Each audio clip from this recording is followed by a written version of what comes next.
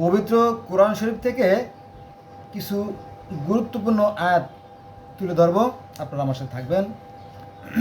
সেটা হচ্ছে যে আল্লাহ বলতেছে যে আমি তাকে কি দুটি পথ দেখাইনি। ইন্টারোগেটিভ চিহ্ন অর্থাৎ প্রশ্নবোধক চিহ্ন আছে এই সেন্টেন্সের পরে বা এই আয়াতের পরে। এটা হচ্ছে সূরা বালাদ আয়াত নম্বর 10। আল্লাহ বলেন আমি কি তাকে দুটি পথ দেখাইনি। কোন দুটি পথ? এটা ভালো, এটা মন্দ। এই দুটো ভালো মন্দ পথ না থাকলে খেলা জমতো না।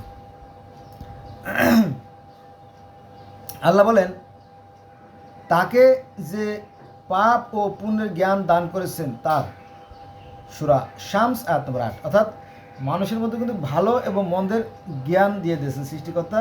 কারণ তাকে আমরা যতটা মহৎ ভাবি, তিনি তার চেয়েতে মহান। তিনি খুব সূক্ষ্ম বিচারক। ভালো মন্দের জ্ঞান আপনার ভিতরে সেট করা আছে।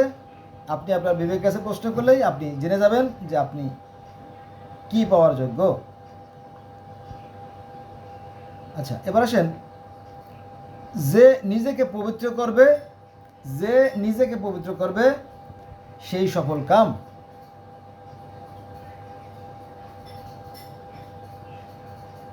এটা আছে আপনার সূরা শামস আয়াত নম্বর 9। এবার আসেন, নিশ্চয়ই কষ্টের সাথেই আছে স্বস্তি, সূরা আলাম নাসটা আয়াত নম্বর 5। নিশ্চয়ই কষ্টের সাথে আছে স্বস্তি, সূরা আলাম নাসটা আয়াত নম্বর 6। ক্লিয়ার? তো এখানে আমরা কি জানতে পারলাম? যে সৃষ্টিকর্তা বলতেছে যে হে মানুষ, আমি তোমাদেরকে সৃষ্টি করেছি এবং আমি ভালো ও মন্দ সৃষ্টি করেছি এবং তোমাদেরকে আমি ভালো ও মন্দের জ্ঞান দিয়ে দিছি। এখন তোমরা কোন পথে যাবা এটা তোমাদের একান্ত অভিপ্রায়। বোঝা গেছে বিষয়টা? শুধু এখানেই শেষ না। আল্লাহ পাক বলেন যে কিছু মানুষ আছে যারা দেখেও দেখে না, শুনেও শোনে না, আর বুঝেও বোঝে না, তারা চতুষ্পদ জন্তু নেয় না, তা বলেন নাই। তিনি বলছেন যে তারা চতুষ্পদ জন্তুর চাইতে নিকৃষ্ট। এখন এটা আমরা বাস্তবে আসব। আপনারা দেখবেন যে বাস্তবে যদি আমরা দেখি যে পান্থা ভাত যদি বাসি হয় সেটা আপনার মরিচ দিয়ে পিঁয়াজ দিয়ে খাওয়া যায়, তাই না? কিন্তু যদি বিরিয়ানি পোলাও হয় বা আরও কোনো উন্নত মানের খাবার হয়, সেটা পচলে আরও বেশি ভয়ঙ্কর দুর্গন্ধ হয়, তাই না? ঠিক বাস্তবেও তাই, যে মানুষ হচ্ছে সৃষ্টির সেরা, তাকে সৃষ্টিকর্তা বেশি জ্ঞান দিয়ে সৃষ্টি করছে, এবং তার পরিণতিও খুব ভয়ঙ্কর হবে, এটাই স্বাভাবিক। বিবেক কি বলে? বিবেক কাছে প্রশ্ন করবেন, বিবেক আপনাকে শতভাগ উত্তর দানে সক্ষম।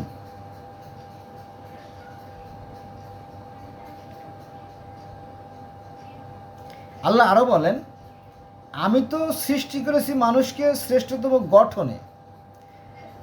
শ্রেষ্ঠ করে সৃষ্টি করে না, তিনি শ্রেষ্ঠতম গঠনে সৃষ্টি করছে। এটা আছে আপনার সূরা 3 আয়াত নম্বর 4। ক্লিয়ার? আচ্ছা, এবার আসেন, অনুপরিমাণ সৎ কাজ করলে সে দেখবে, আর অনুপরিমাণ অসৎ কাজ করলে সে দেখবে। অনেক সময় ছাত্রছাত্রীরা পরীক্ষা ভালো দিচ্ছে কিন্তু মার্ক কম পাইলে কী করে? তারা খাতা চ্যালেঞ্জ করে না? সেই সুযোগটাও আল্লাহ রাখছেন। কত সুন্দর, কত সূক্ষ্ম বিচারক তিনি, তাই না? মহান তিনি। আল্লাহ পাক সাথে সাথে আরও বলেন যে মানুষ অবশ্যই তার রবের প্রতি অকৃতজ্ঞ। কি একটা কষ্টের কথা, তাই না? মানুষ একটা অকৃতজ্ঞ এবং নিকৃষ্ট এবং, তাই না, সীমা লঙ্ঘনকারী একটা প্রাণী। এটা কোথায় আছে? এটা আছে আপনার সূরা আদিয়াত আয়াত নম্বর 6। বোঝা গেছে বিষয়টা? এটা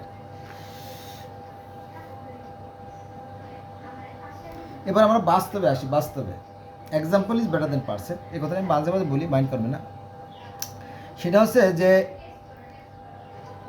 আমরা যদি জাপানের দিকে তাকাই, জাপানিরা খুব বিনয়ী, ভদ্র জাতি, এবং তারা মনে করে যে তাও হচ্ছে আমাদের স্রষ্টা। তাও মানে কি? এই বিশ্ব প্রকৃতি আমাদের সৃষ্টি করে এবং আমাদের মধ্যে যে সমস্ত উপাদান আছে তা প্রকৃতিরই উপাদান। অর্থাৎ পঞ্চভূতে এই বিশ্ব ব্রহ্মাণ্ড গড়া, আর এই মানব দেহ পঞ্চভূতে গড়া।